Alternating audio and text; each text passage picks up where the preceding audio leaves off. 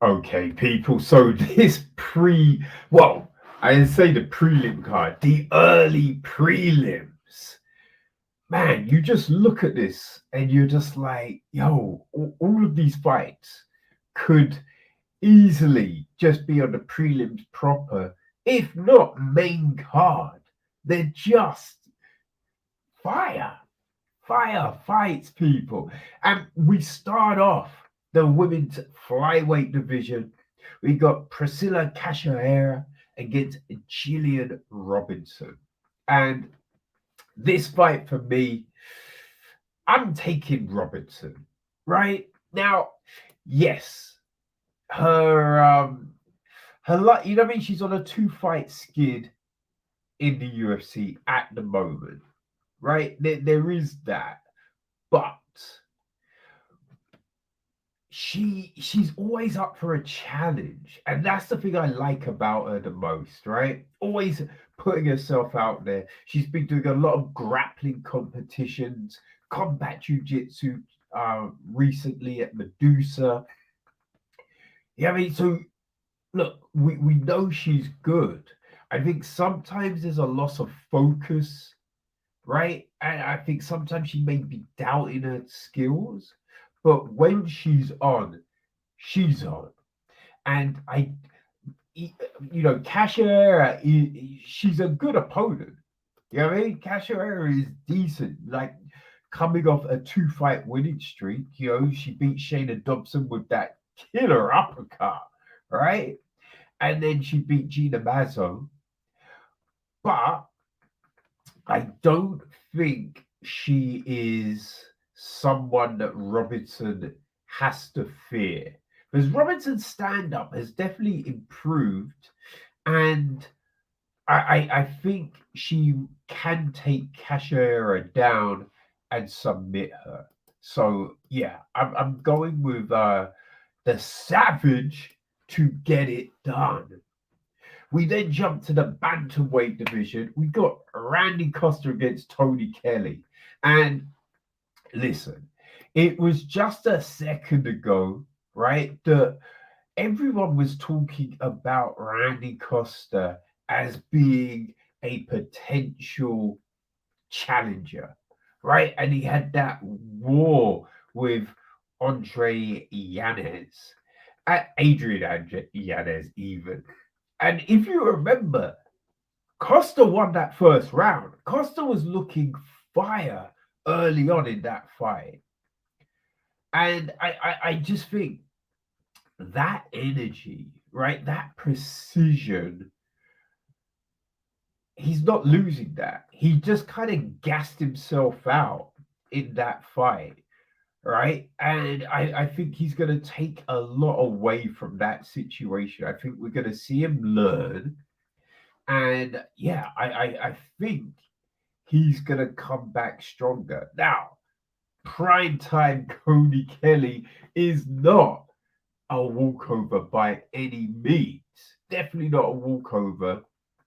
And if Costa hasn't worked on that stamina, oh, Kelly will make him pay. Because Kelly, I mean, he will keep working, right? He will keep going. He's two UFC fights, they've both gone the distance.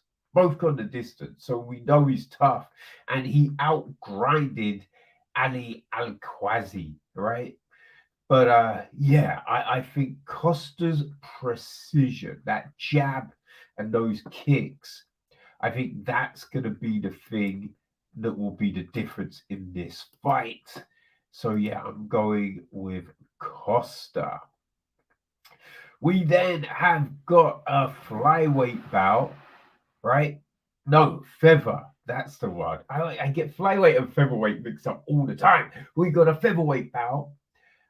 Ryan Hall against Derek Minner, which, yo, this is fun, son. This is a fun one. And what I mean, after Hall's last fight, right? After we saw him just not be able to implement his game against Ilya Tapura, right? And he lost that fight with the ground and pound. I think a lot of people are going to be like, oh, okay, I can do that. I could do that. It's not that easy. Like Tapura is just, I mean, he's looked phenomenal. He's looked phenomenal. So, you know what I mean?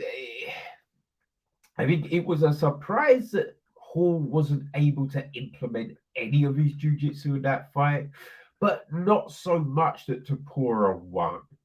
But I don't see other people doing what Tapura did. I don't see them doing it to Hall. And even when Hall has kind of gone to the stand-up, like in the Darren Elkins fight, his stand-up looked crisp, nice kicks, all of that jazz. So I think, you know what I mean? I think Hall is going to be able to come back with his jiu-jitsu game. Now, Minna, he submitted people. Like he caught TJ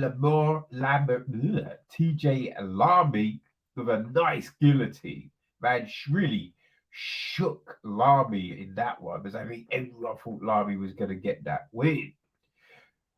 He beat Charlie Dubray with a guillotine. He's got even Terrence McKinney with a triangle, right? Outside the UFC. But he can be submitted himself, right? Herbert Burns submitted him. And when you look at Herbert Burns, high level, but I you know what I mean? I think Hall might be better, right? So if Burns can catch him, you kind of think that Hall could catch him. So yeah, I'm going Ryan Hall to get back on that winning track. Now, we jump back down to the women's flyweight division, and this fight, oh god damn it, this is a this fight, I hate this fight. Hate it because I like both fighters, right? Aaron, I mean, both of these girls I've watched multiple times in Invicta, right? When you could watch Invicta, you know what I mean? When it was on Fight Pass and it was simple and great. But yeah, unfortunately, those times have gone. But yeah, I've watched them fight numerous times. Both are super tough. And we've seen Maverick just blaze since she's come to the UFC, looking even more ferocious. Even more ferocious.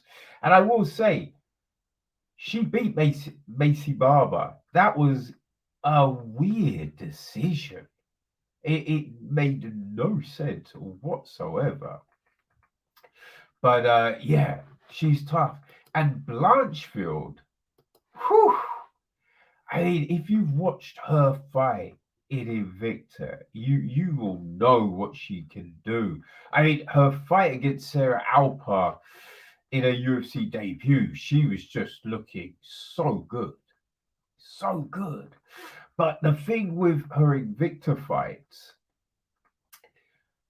a lot of times she's on the back foot early, right? She can be on the back foot early, like against Victoria Leonardo. But then she comes back, against Brogan Walker Sanchez. Again, she started off slow, but she comes back strong. It's like she needs to take a little damage before she can really turn it on people. The problem is, Maverick isn't that person you want to start slow with, because Maverick, she could take you out early, right? And that's the thing with this fight, right? I really like Blanchfield and what she brings, but it's just that slow start. It could be a problem against Miranda, right? And so I could see either winning, but I'm gonna say Maverick takes it just because, you know what I mean?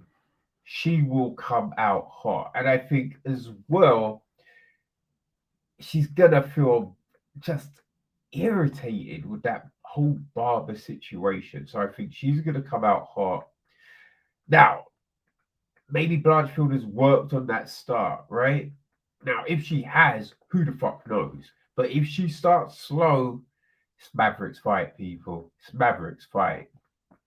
And then early prelims gets closed with a middleweight clash between Andre Muniz and Eric Anders.